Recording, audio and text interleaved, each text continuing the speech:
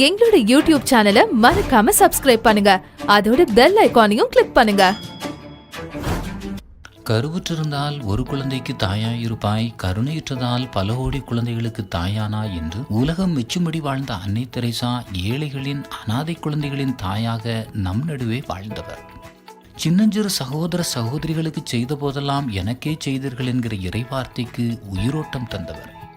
தனிமரமாக போராடிய இப்புனிதையின் சவாலான வரலாற்றை இந்த வீடியோவில் அறிந்து கொள்வோம்.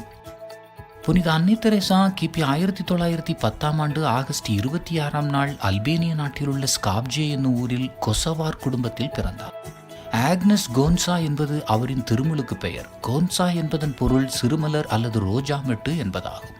ஆகஸ்ட் 26 பிறந்த அன்னை தெரேசா தான் திருமுழுக்கு பெற்ற ஆகஸ்ட் 27 தனது பிறந்த நாளாக தனது வாழ்நாள் முழுவதும் கொண்டாடினார்.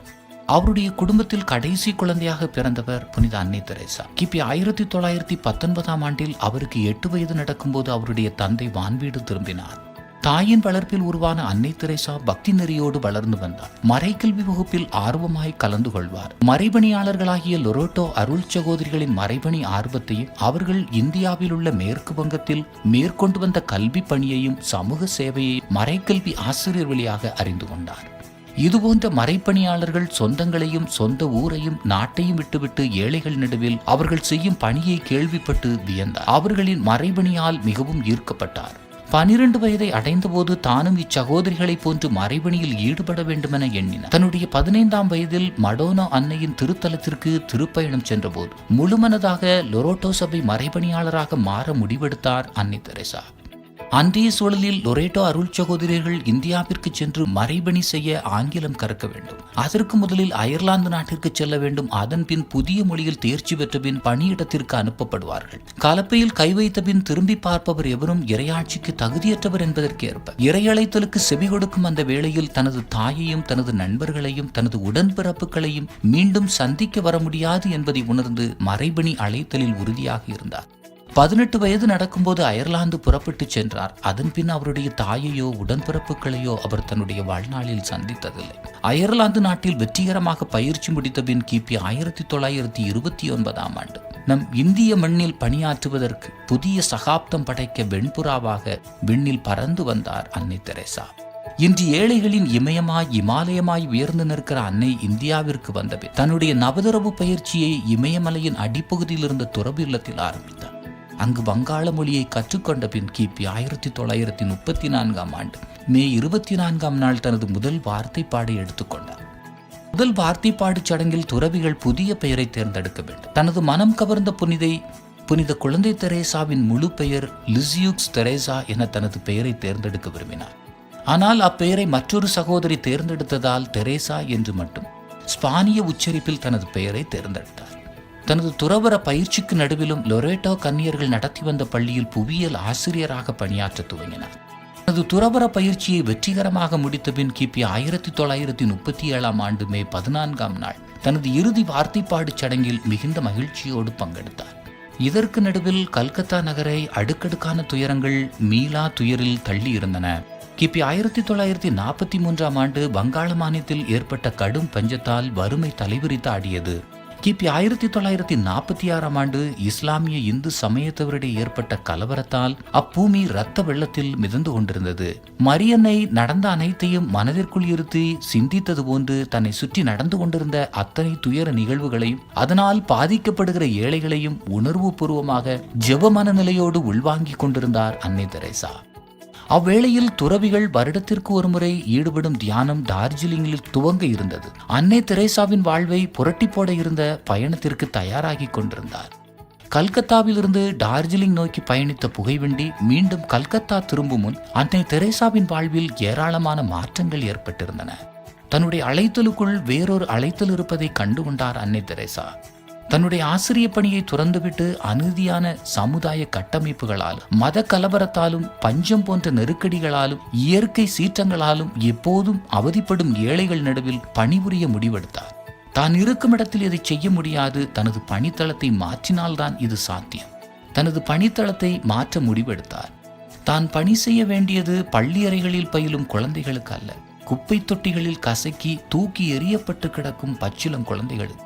சுற்றுச்சுவரோடு பாதுகாப்பாக விளங்கும் கான்வென்ட் அல்ல தனது பணித்தளம். பாதுகாப்பற்று வெட்ட வெளியில், வீதியில், பனியில், குளிரில், வெயிலில் ஆதரவின்றி, பராமரிப்பின்றி பரிதாபமாய் மரித்து கொண்டிருக்கும் முதியோருக்கும் நோயாளிகளுக்கும் பணிபுரிவதே தனது பணித்தளம் என அத்தியானத்தில் முடிவெடுத்தார். சின்னஞ்சிறிய சகோதர சகோதரிகளுக்கு செய்த போதெல்லாம் எனக்கே செய்தீர்கள் என்கிற இறைவாக்கு ஏழைகள் நடுவில் பணி செய்யும் உத்வேகத்தை அந்த அயல்நாட்டு பெண்மணிக்கு தந்து கொண்டிருந்தது. டார்ஜிலிங்கிலிருந்து திரும்பிய பின் அன்னை தெரேசாவின் பாதையும் மாறியிருந்தது. ஏழைகளுக்காக பணி செய்ய முடிவெடுத்து லொரேட்டோ கான்வென்ட்டை விட்டு வெளியேறினார். கான்வென்ட்டை விட்டு வெளியேறிய அன்னை தெரேசாவிடம் இருந்தது என்னவோ ஒரு வாளி, ஒரு மாற்றுச் சேலை, 5 ரூபாய் மட்டுமே அவருடைய கையில் இருந்தது. கல்கத்தா மாநகரில் தன்னை காப்பாற்றிக் கொள்ளவே அவரிடம் ஒன்றுமில்லை என்னும் போது ஏழைகளுக்காக பணி செய்ய வேண்டும் என்கிற துணிச்சல் இந்த வெளிநாட்டு பெண்மணிக்கு எங்கிருந்து வந்தது? எண்ணி பார்க்கவே மனது கசக்கிறது. ஆண்டவர் பார்த்து கொள்வார் என்று ஆபிரகாம் ஈசாக்கிற்கு சொன்னது போன்று அன்னை தெரேசா மனதிற்குள் சொல்லி இருக்க வேண்டும், ஆண்டவர் பார்த்து கொள்வார். அதற்கு பின்னாளில் நடந்த இந்நிகழ்வு சான்றாக இருக்கிறது. அன்னை தெரேசா தனது பெயரிலோ தனது சபையின் பெயரிலோ பல வருடங்கள் வங்கி கணக்கை துவக்காமல் இருந்தார். மிக பெரும் செல்வந்தர் ஒருவர் தன்னுடைய பணத்தை ஏழைகளுக்கு செலவழிக்கும்படியாக அன்னை தெரேசாவிடம் கொடுக்க முன்வந்தார். வங்கி கணக்கில் பணத்தை சேகரித்து வைப்பது என்பது இறையாற்றல் மீதான அவநம்பிக்கை என்று குறிப்பிட்டார். ஆண்டவர் எங்களுக்கு வேண்டியதை அவ்வப்போது வழங்குவார், அப்போது நாங்கள் பெற்றுக்கொள்வோம் என்று சொல்லி அன்றைய சூழலில் அவருக்கு என்ன தேவையோ அதை மட்டும் அச்செல்வந்தரிடமிருந்து பெற்றுக்கொண்டார். திருப்பாடல் குறிப்பிடுவது போன்று சிலர் தேர்ப்படையிலும் சிலர் குதிரைப்படையிலும் நம்பிக்கை வைக்கிறார். ஆனால் நாங்கள் இறைவன் பேரில் நம்பிக்கை வைக்கிறோம் என்பதற்கேற்ப இறை நம்பிக்கையால் உந்தப்பட்டு வழிநடத்தப்பட்டவர் அன்னை தெரேசா. கிபி 1948ஆம் ஆண்டு ஏழைகள் நடுவில் தனது சேவையை துவக்கினார். அதற்கென சுகாதாரத்துறையில் தனது அறிவை பெருக்கிக் கொள்ளவும் சேவையை திறம்படச் செய்யவும் பாட்னாவில் உள்ள திருக்குடும்ப மருத்துவமனையில் பயிற்சி பெற்றார். அதன்பின் பணியை துவக்கினார். தன்னுடைய கன்னியர் இல்லம் தந்த ஆடை தன்னை அந்நியமாக பிரித்து காட்டும் என்பதை உணர்ந்த அன்னை தெரேசா அந்த ஆடையை மாற்றிவிட்டு சேரிப்புற மக்களின் மக்களாக தன்னை அடையாளப்படுத்திக் கொள்ள நீல நிறத்தில் தடிமனான கோடு போட்ட வெண்ணிற கதர் சிலையை அணிய துவங்கினார். அந்த ஆடைதான் பிற்காலத்தில் அவர் உருவாக்கிய சபையில் துறவிகள் அணியும் ஆடையாக மாறியது. சபையை விட்டு வெளிவந்த முதல் வருடம் ஏராளமான நெருக்கடிகளை சந்தித்தார். வருமானம் எதுவும் இல்லை. ஏழைகளின் பசியை போக்க பிச்சை எடுத்தார். யாருடைய துணை எதுவுமின்றி தனியொரு பெண்ணாக போராடி கொண்டிருந்தார். அவ்வேளையில்தான் அந்த கடைக்காரரிடம் அந்த அவமானத்தை சந்தித்தார். பட்டினி கிடந்த பச்சிலம் குழந்தைகளின் பசியாற்ற கையேந்திய போது குள்ளமான வெளிநாட்டு பெண்மணியை தாழ்வாக மதிப்பிட்ட அந்த கடைக்காரர் அன்னை தெரேசாவின் கரங்களில் காரி துப்பினார். எச்சியை கரங்களுக்குள் துடைத்து கொண்ட அன்னை தெரேசா, ஐயா, எனக்கு தர வேண்டியதை தந்து விட்டீர்கள். அங்கு பசியோடு இருக்கும் அந்த பச்சிலம் குழந்தைகளுக்கு ஏதாவது தாருங்கள் என்று சொல்லி அந்த கடைக்காரரின் கல்மனதையும் கரைத்தார். அவரிடமிருந்து உதவிகளை தாராளமாக பெற்றுக்கொண்டார். ஆங்காங்கே சிலர் உதவினாலும் அனைத்து தேவைகளையும் சந்திக்க போதிய ஆதாரம் உடனே கிடைத்து விடுவதில்லை. தங்குவதற்கு இடமில்லை, உணவில்லை, நீரில்லை, உடையில்லை. தனிமை அவரை துரத்தியது. வறுமை அவரை புரட்டி போட்டது. எதற்கு இந்த வேண்டாத வேலை? மீண்டும் லொரேட்டோ கான்வென்ட்டுக்கே சென்று விடலாம் என்று ஆதாமையும் இயேசுவையும் சோதித்த அலகை இவரையும் சோதித்தது. முறை முன்வைத்த காலை பின்வைக்க எண்ணினார். விசுவாசத்தில் தடுமாறினார். கடுமையான புயல் காற்றுக்கு நடுவில் அணையாத மெழுகுதிரியாய் அவருடைய லட்சியமும் இறை நம்பிக்கையும் ஒரு கரையில் அணையாமல் அங்கும் இங்கும் சுழன்று சுழன்று போராடி கொண்டிருந்தது. தனக்கு நிகழ்ந்த துயரை ஏழைகளின் துயரோடு ஒப்பிட்டு பார்த்தார். ஓலை குடிசைகளிலும் சாக்கடை வீதிகளிலும் தெருவோரங்களிலும் வீதிகளிலும் குப்பை தொட்டிகள் நடுவிலும் ஒட்டிய வயிறோடு மழையிலும் வெயிலிலும் வானத்தையே கூரையாக கொண்டு வாழ்கிற மக்களின் பரிதாபமான வாழ்வு அவரின் லட்சியத்தை துரத்துவதற்கு துணிச்சல் தந்தது. அவரிடம் மங்கிக் கொண்டிருந்த லட்சிய நெருப்புக்கு எரிபொருள் தந்தது. இருளில் கிடக்கும் ஏழைகளின் வாழ்வில் ஒரு மெழுகுதிரியாக இருக்க முடியும் என நம்பினார். ஆற்றலாலும் அல்ல, வலிமையினாலும் அல்ல, ஆண்டவரின் ஆவியால் அனைத்தும் ஆகும் என்று நம்பி முன்னோக்கி பயணிக்க துவங்கினார். அன்னை தெரேசாவின் விடாமுயற்சிக்கும் தளரா மனதுக்கும் தன்னலமற்ற சேவைக்கும் பலர் துணை நிற்க ஆரம்பித்தார்கள். சேரிப்புறத்தில் வசித்த குழந்தைகளுக்கென தனி பள்ளியை கிபி 1949ஆம் ஆண்டு உருவாக்கினார். இதனால் இவரின் சேவையின் மீது ஈர்ப்பு கொண்ட பல பெண்கள், இளம் பெண்கள் இவரோடு கரம் கோர்த்து நின்றார். அவர்களை ஒன்றிணைத்து புதியதொரு சபையை தொடங்கி திருச்சபையோடு இணைந்து ஏழைகளுக்கு தொண்டாற்ற முடிவெடுத்தார்.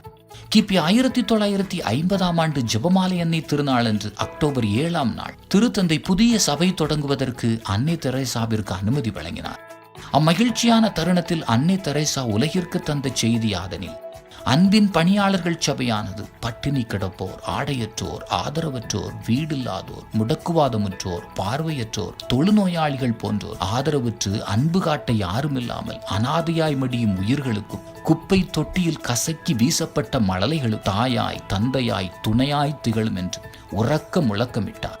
கிபி 1952 நோயாளிகளின் பராமரிப்புக்கான இல்லத்தை கல்கத்தா மாநகராட்சி அதிகாரிகளின் உதவியோடு எழுப்பினார்.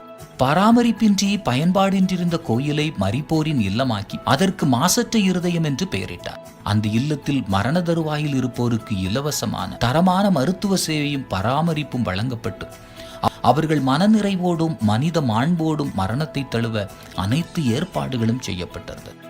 அங்கு மரிப்பவர் இந்துவாக இருந்தார், கங்கையில் உள்ள தீர்த்தம் வழங்கப்பட்டது.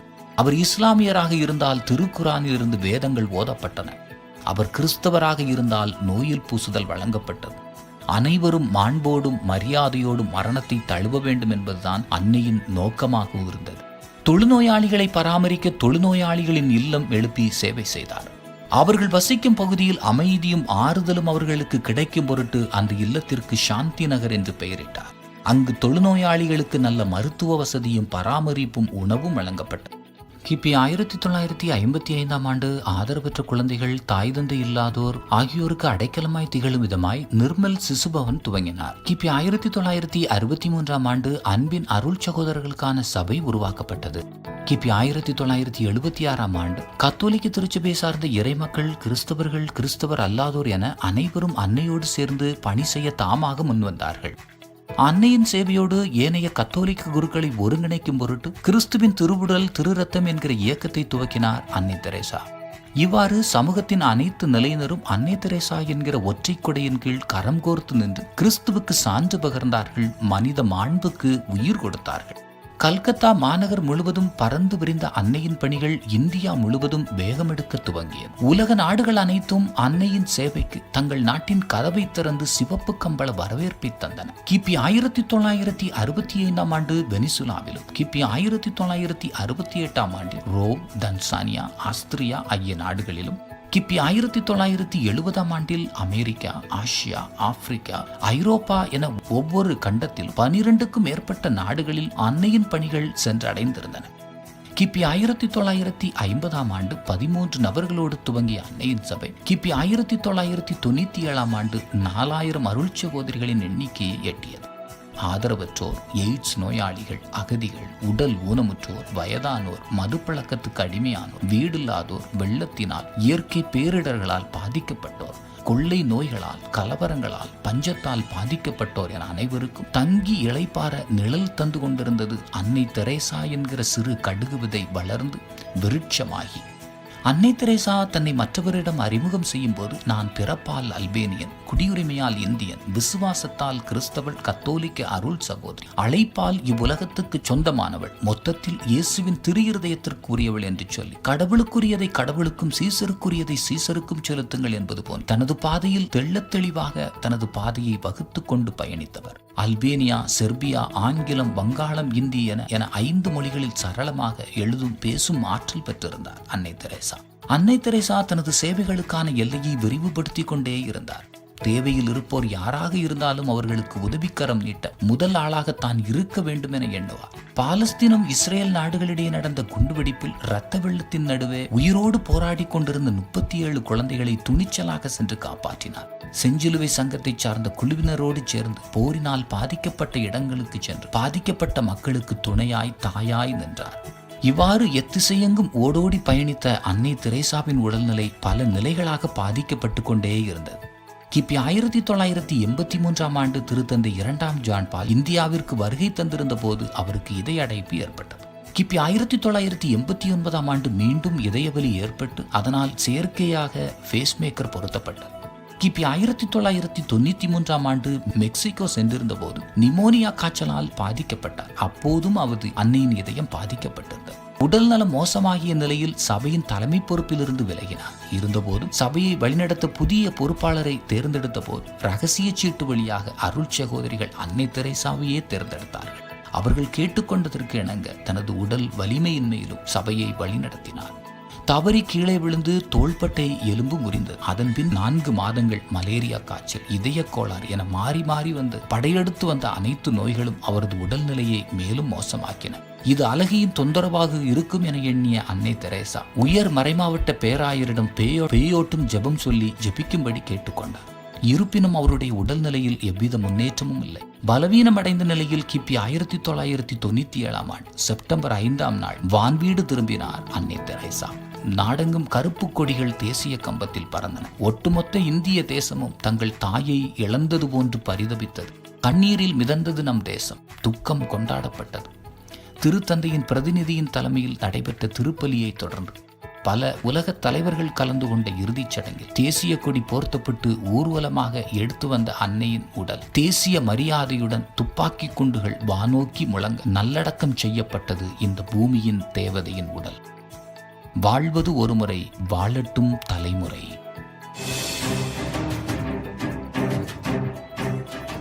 எங்களோட யூடியூப் சேனலை மறக்காம சப்ஸ்கிரைப் பண்ணுங்க. அதோட பெல் ஐகானையும் கிளிக் பண்ணுங்க.